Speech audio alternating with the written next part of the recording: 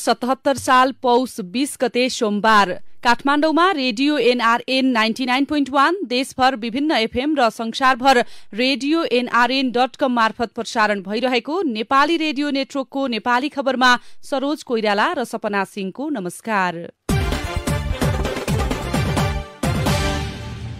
सर्वोच्च अदालतलाई राष्ट्रपति, प्रधानमन्त्री र सभामुखको अडान सहितको जवाफ।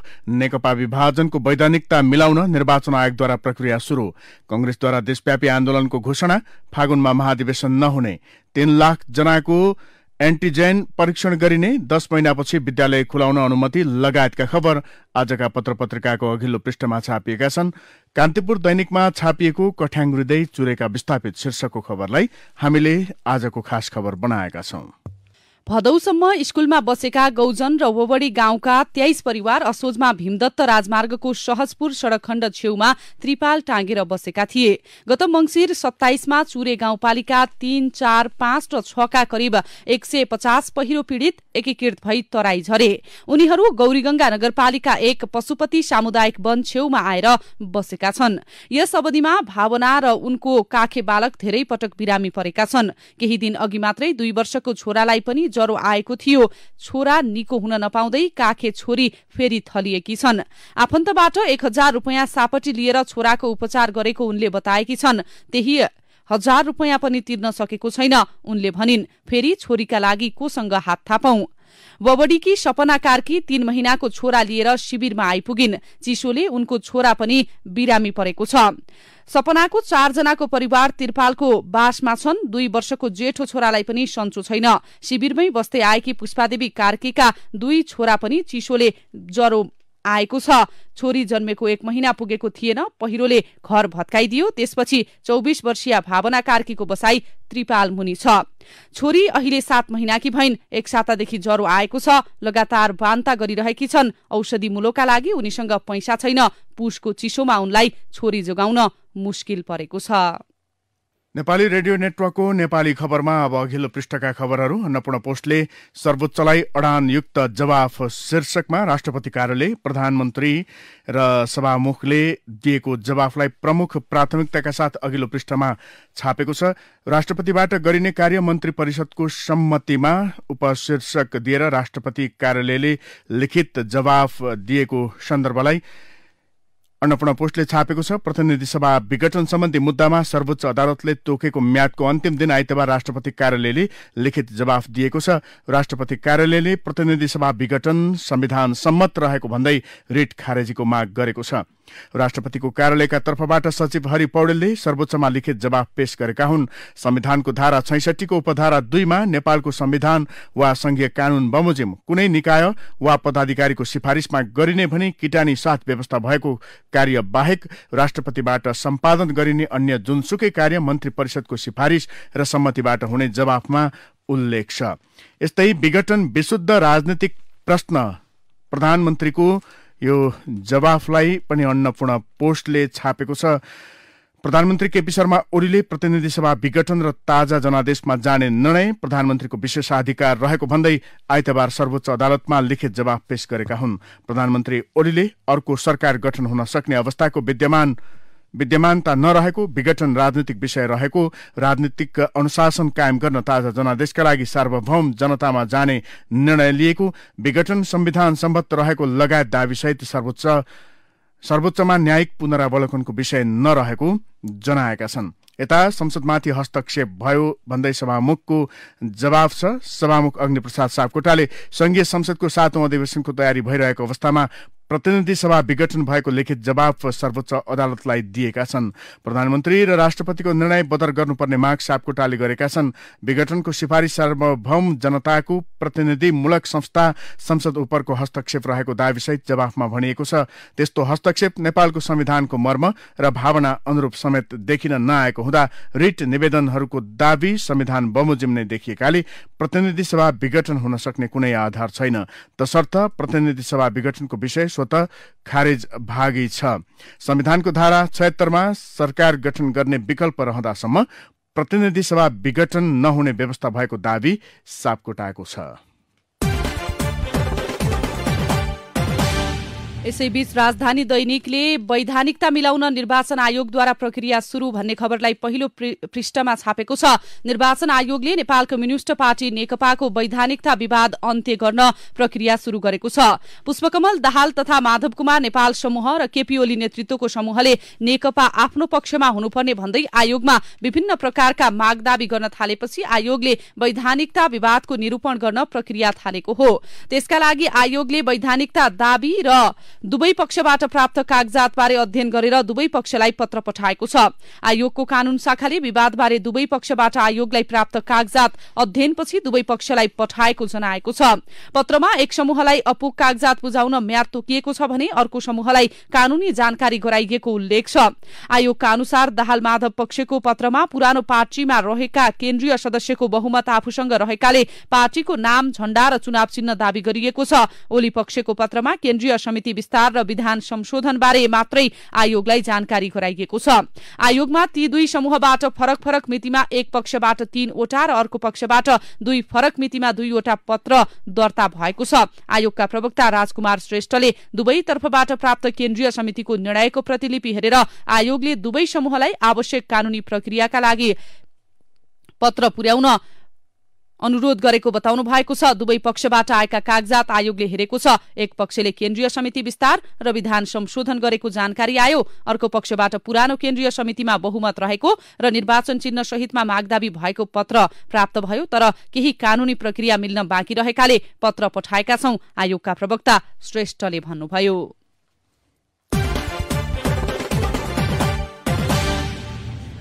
प्रतिनिधि सभा विघटन विरुद्ध देशव्यापी आन्दोलन गर्ने कंग्रेसको घोषणा शीर्षकमा हिमालय टाइम्सले खबर लेखेको छ। प्रमुख प्रतिपक्षी नेपाली कंग्रेसले प्रतिनिधि सभा विघटन विरुद्ध देशव्यापी आन्दोलनको घोषणा गरेको छ। पार्टी केन्द्रीय कार्यालय सानेपामा आइतबार बसेको केन्द्रीय कार्य समिति बैठकले प्रतिनिधि सभा विघटन गर्ने प्रधानमन्त्री केपी शर्मा ओलीको कदम विरुद्ध चरणबद्ध रूपमा देशव्यापी आन्दोलनको घोषणा गरेको हो। बैठकले पुस 25 गते देशभरका 330 प्रदेश सभा क्षेत्रमा सरकार विरुद्ध प्रदर्शन गर्ने निर्णय गरेको प्रवक्ता विश्वप्रकाश शर्माले जानकारी दिनुभयो। उहाँका अनुसार कंग्रेसले माघ 3 गते 753 स्थानीय तहमा र माघ 8 गते 6743 वडाहरूमा प्रदर्शन गर्ने निर्णय गरेको छ। यता हिमालय टाइम्सले नै पार्टीको कार्यविभाजनलाई पूर्णता दिन नेपालको नेतृत्वमा कार्यदल गठन शीर्षकमा खबर छापेको छ। नेपाल कम्युनिष्ट पार्टी नेकपाको दाहाल नेपाल समूहले पार्टीको कार्यविभाजनलाई पूर्णता दिन अध्यक्ष माधव कुमार नेपालको नेतृत्वमा कार्यदल गठन गरेको छ। पार्टी मुख्यालय पेरिस डाँडामा आइतबार बसेको स्थायी कमिटी बैठकले पार्टीको कार्यविभाजनलाई पूर्णता दिन अध्यक्ष नेपालको नेतृत्वमा 10 सदस्यीय कार्यदल गठन गरेको हो। कार्यदलमा गिरिराजमणि पोखरेल, घनश्याम भूषाल, गोकर्ण विष्ट, जनार्दन शर्मा, पम्फा भूषाल, वर्षमान पुन, मातृका यादव, बेदुराम भूषाल, सुरेन्द्र पाण्डे र शक्ति बस्नेत सदस्य रहनु भएको छ। पार्टी विभाजनतर्फ गएपछि पार्टीका विभिन्न समितिमा अध्यक्ष, सचिव, इन्चार्ज लगायत जिम्मेवारी सम्हालेका नेताहरू दुईतर्फ बाँडिएपछि रिक्त रहेका पदमा कार्यदलले नेता चयन गर्ने बताइएको छ।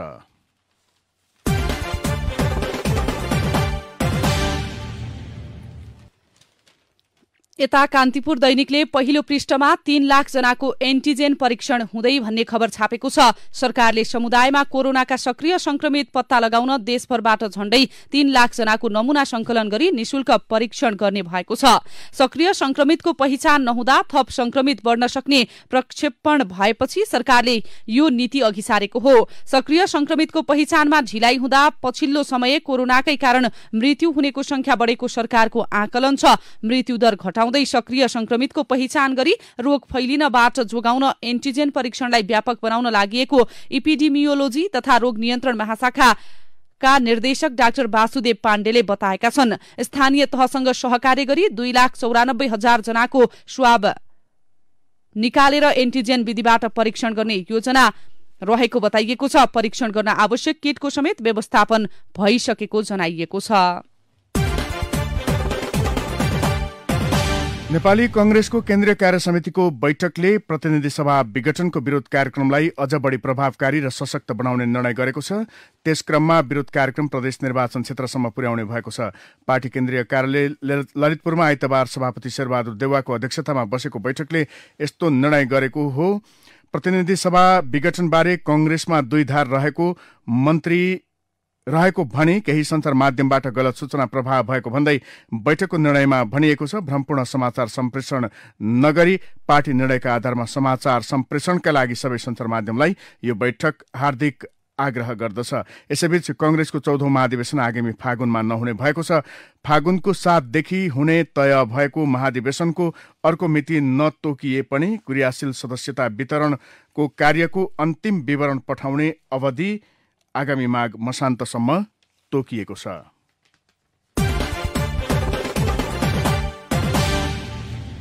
यस्तै राजधानी दैनिकले पहिलो पृष्ठमा 10 महिनापछि खुल्दै विद्यालय भन्ने शीर्षकमा समाचार छापेको छ। विश्वभरि महामारीको रूप लिएको कोरोना भाइरसका कारण करिब 10 महिनादेखि बन्द विद्यालयहरू अब खुल्ने भएका छन्। सरकारले गत चैत्र 2076बाट बन्द भएका विद्यालय खुलाउने तयारी गरेको हो।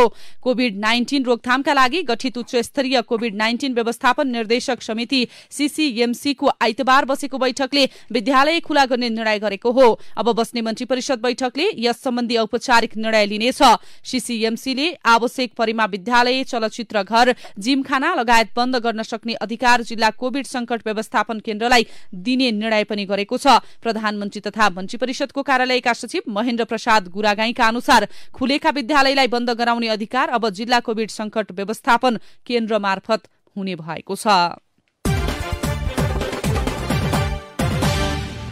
त्रिभुवन विश्वविद्यालयले चाँडै खुल्ला प्रतिस्पर्धाबाट उपप्राध्यापक तहमा पदपूर्ति गर्ने भएको छ।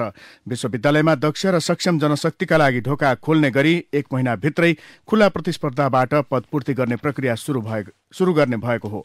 त्रिभुवन विश्वविद्यालयका उपकुलपति प्राध्यापक डाक्टर धर्मकान्त बास्कोटाले भन्नुभयो, 500 भन्दा बढी उपप्राध्यापक पदका लागि प्रक्रिया अगाडि बढाइएको छ। 1 महिनाभित्रै यसको सबै टुङ्गो लगाइनेछ। त्रिविले 500 उपप्राध्यापक माग्दै शीर्षकमा गोरखापत्रमा यो खबर छापिएको हो। यस्तै गोरखापत्रले पश्चिमी वायुले वर्षा र हिमपात शीर्षकमा अर्को खबर छापेको छ। पश्चिमी वायुको प्रभावले देशका विभिन्न स्थानमा बदली सहित वर्षा र हिमपात शुरू भएको छ। आइतबारदेखि शुरू भई बुधबारसम्म रहने यो मौसम बदलीका कारण बादल लाग्ने, कतै पानी पर्ने र उच्च क्षेत्रमा हिउँ पर्ने क्रम शुरू भएको छ। पश्चिमी वायुका कारण विकसित न्यून चापीय प्रणाली नेपाल नजिक रहेकाले बुधबारसम्म देशभर बदली सहित केही भेगमा हल्का वर्षा हुने मौसम विज्ञान विभागले जनाएको छ। नेपाली खबरमा अब भित्री पृष्ठका खबरहरू। नेकपा दाहाल नेपाल समूहको पार्टी बैठकमा दुवै अध्यक्षले आलो पालो अध्यक्षता गर्न शुरू गरेका छन्। अध्यक्षद्वय पुष्पकमल दाहाल र माधव नेपाल बराबरी हैसियतमा रहने व्यवस्था अनुसार आलो पालो अभ्यास शुरू भएको हो। आइतबारको बैठकको अध्यक्षता अध्यक्ष नेपालले गरेका हुन्। यसअगाडि पुष 7 र 9 गते स्थायी समिति बैठकको अध्यक्षता दाहालले गरेका थिए। यस्तै प्रदेश सरकारलाई लक्षित गर्दै नेकपाका दुवै पक्षले आफ्नो पक्षमा सांसद तान्ने क्रमलाई तीव्रता दिएका छन्। दाहाल नेपाल समूह आफ्नो पक्षमा प्रदेशसभामा स्पष्ट बहुमत पुर्याउन र ओली समूह सरकारलाई अल्पमतमा पार्दै अप्ठ्यारो बनाउन तल्लीन रहेको छ। ओली समूहमा रहेका सामाजिक विकास मन्त्री दल रावल र जुम्लाका सांसद पदम बहादुर रोकायाले आइतबार कित्ता परिवर्तन गरेका छन्। यसले 40 सदस्यीय प्रदेशसभामा हाल दाहाल नेपाल समूहका सांसदको संख्या 21 पुगेको छ। यही अवस्थामा अविश्वासको प्रस्ताव दर्ता भइहाले कांग्रेस र राप्रपाको समर्थन हुँदा पनि पारित हुने अवस्था देखिँदैन। अविश्वासको प्रस्ताव पारित हुनका लागि 21 सांसदको आवश्यकता पर्छ। अहिले सभामुखलाई छाडेर ओली समूहका 11, कांग्रेसका 6 र राप्रपाका 1 सांसद रहेका छन्। ओली समूहमा रहेका सांसद रोकायाले आफू पहिलेदेखि नेपाली समूहमा रहेको र बीचमा गलत तवरले प्रचार गरिएको भन्दै दाहाल नेपाल समूहमै गएको बताएका छन्। उता सुदूरपश्चिम प्रदेशको नेकपा संसदीय दलमा 30 जना सांसद दाहाल नेपाल पक्षमा उभिएका छन् भने 6 जना ओली पक्षमा खुलेका छन्। सभामुख र उपसभामुख बाहेक नेकपाका 37 सांसद रहेको सुदूरपश्चिम संसदीय दलमा आर्थिक मामिला तथा योजना मन्त्री छपड बोहरा भने धनगढ़ी बाहिर भएकाले अनुपस्थित भएका थिए।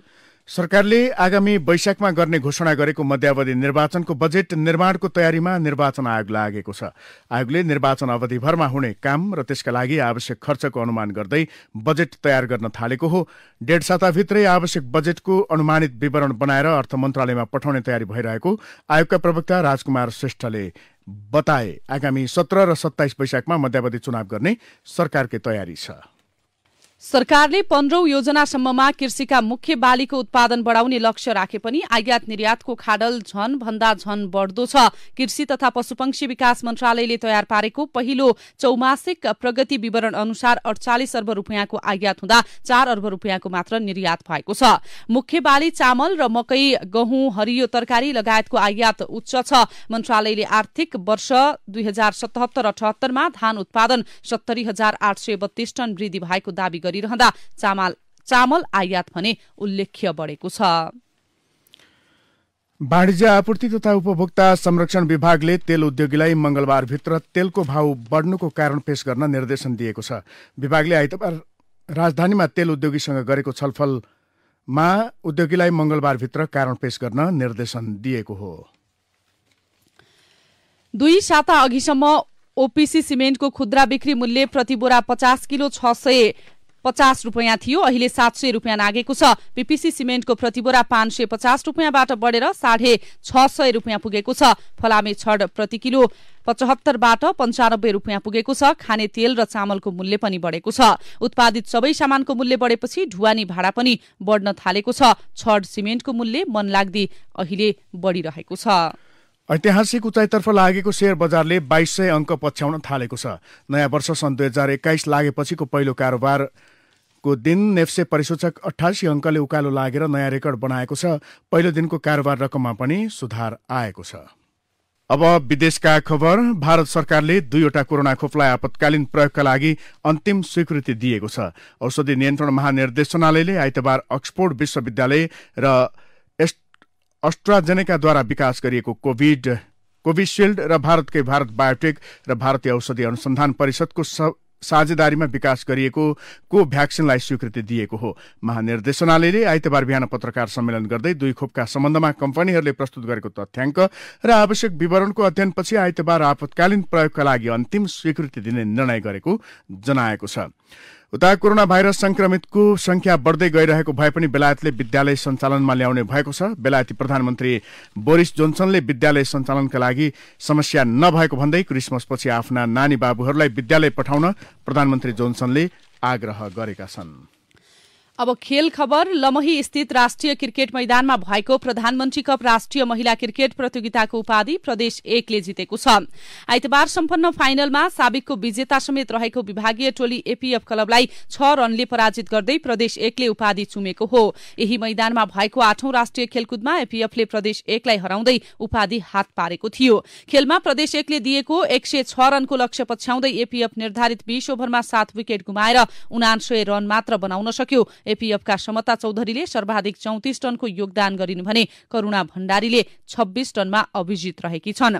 प्रदेश 1 का लागि कप्तान रुबिना छेत्री र अलिसा खडियाले 2-2 विकेट लिए भने संगीता राईले 1 विकेट लिएकी थिइन्। टस जितेको प्रदेश 1 ले निर्धारित 20 ओभरमा 4 विकेट गुमाएर 105 रन बनाएको थियो। अब कला र साहित्यका खबर। कोरोना महामारीका कारण गत 6 चैतदेखि बन्द रहेका सिनेमा हल अझै सञ्चालनमा आउन सकेका छैनन्। कोरोना रोकथाम तथा नियन्त्रणका लागि सरकारले गरेको लकडाउन भन्दा अगाडिदेखि नै देशभरका सिनेमा हल बन्द गर्ने निर्णय भएको थियो। तर सबै क्षेत्र सामान्य अवस्थामा फर्किँदा पनि सिनेमा हल सञ्चालनतर्फ सरकारले कुनै चासो नदेखाएको सञ्चालकहरूको गुनासो छ। सरकारले सिनेमा हल सञ्चालनमा कुनै चासो नदेखाएपछि नेपाल चलचित्र संघले गत शुक्रबारदेखि मल्टिप्लेक्स हल सञ्चालन गरेका थिए। नेपाली रेडियो नेटवर्कको नेपाली खबरमा अब विचार विश्लेषण। कृषिमा वैदेशिक लगानी भन्ने शीर्षकमा कान्तिपुर नयाँ पत्रिकामा सम्पादकीय छापिएको छ। वैकल्पिक रोजगारीका अवसर प्राप्त गर्ने या यस्तो लगानीकर्ताकै फर्ममा मौसमी रोजगारी पाउनेले बाहेक जमिन गुमाएपछि किसानसँग के विकल्प रहेनछ भन्ने प्रश्नले अर्थतन्त्रमा ठूलो महत्व राख्नेछ।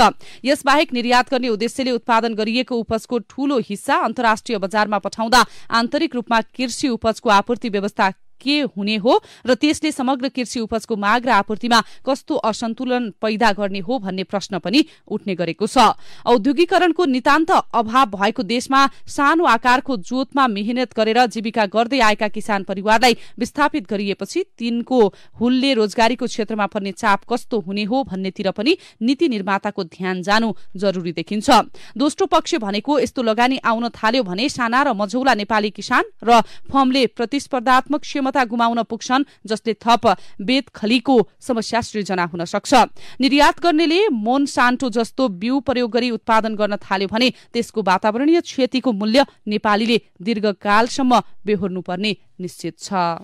अर्थतन्त्रमा निर्वाचनको प्रभाव शीर्षकमा विश्व पौडेलको विचार कान्तिपुर दैनिकमा छापिएको छ। बारम्बारको निर्वाचन खर्च मुलुकले बेहोर्न सक्दैन भन्ने कथ्य भने पूर्णतः सही होइन। यो खर्चलाई उचित अनुचित भन्न निर्वाचनपछि आउने सरकारले कस्तो प्रतिफल दिन्छ, कस्तो काम गर्छ भन्ने कुरा महत्त्वपूर्ण हुन्छ। आखिर हामीले निर्वाचित गर्ने सरकार वर्षको लगभग 14-15 खर्ब खर्च गर्ने, मुलुकको दीर्घकालीन सन्धि सम्झौताहरू गर्ने कामका लागि जनताले विश्वास गर्ने सरकार हो। मुलुकले राम्रो दिशा पाउँछ भने, मुलुक लामो समय अकर्मण्यताको अप्ठ्यारोमा थियो भने यसका लागि केही अर्ब खर्च आफैमा नराम्रो होइन।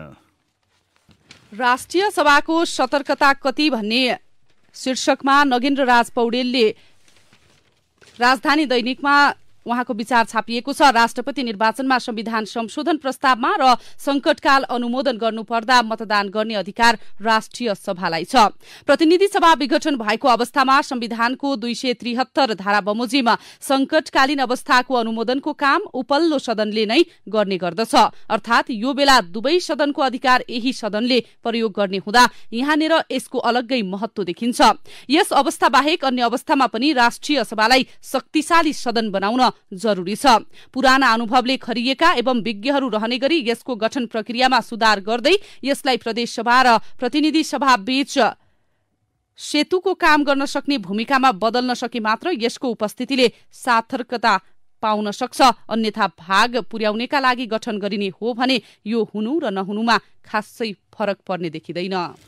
हस्त अहिलेको नेपाली खबर यति नै। नेपाली रेडियो नेटवर्कमा यसपछि पत्रकार ऋषि धमलाको साथमा नेपाली बहस सुन्न सक्नुहुनेछ। नेपाली रेडियो नेटवर्क सुन्दै गर्नुहोला।